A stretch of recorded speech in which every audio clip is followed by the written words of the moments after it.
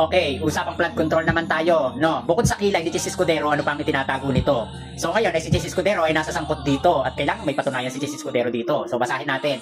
Siksik sa ham and cheese, si Chis Escudero insert 142 billion budget 2025. So at ito na nga, at itong si Chis Escudero palaman di kilay nakasala ngayon sa alegasyon na di umano ay nagpapalagay na 142.7 billion sa 2025 national budget para sa infrastructure ng flood control na may mga red flag.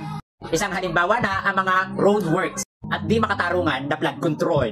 Ang mga insertion ay tila pabor ito sa mga kaalyado nito sa politika dun sa mismong lugar niya. Okay, mga basihan, no? Sorsogon Escudero's own province come in second with 9.1 billion, other top recipients include.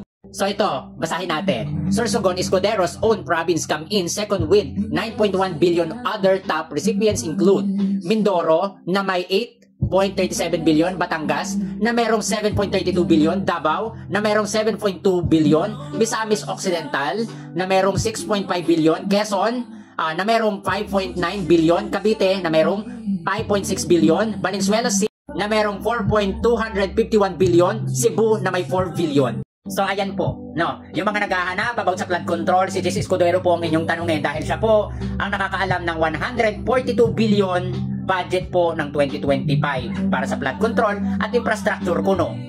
Baka lumabo na yung kilay. Kailangang palinawin ulit. Sana all!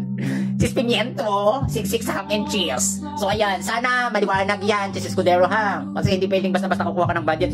Talagang lahat ng korupsyon parang pinoprotektahan mo ha. Parang pagtatago mo rin sa 125 million. Sa bagay, para saan pa ba naman yung 125 million kung meron ka namang 142 billion, no? Sana all. At saka, kung ito ay para sa infrastructure, huwag mong paboran yung mga tila ay kaalyado mo sa politika. So ano ba plano mo sa 2028? Tatakbo ka, lilipad o lalangoy? Feeling ko gumulong ka na lang talaga sa cheese.